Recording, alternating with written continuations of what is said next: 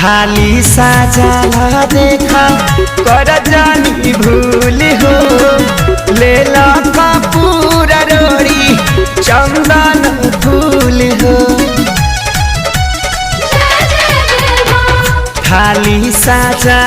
देखा कर जानी भूल हो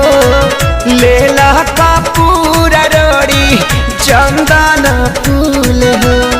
घिउ के दिया बारी के घर सोहावन करू रहे नदी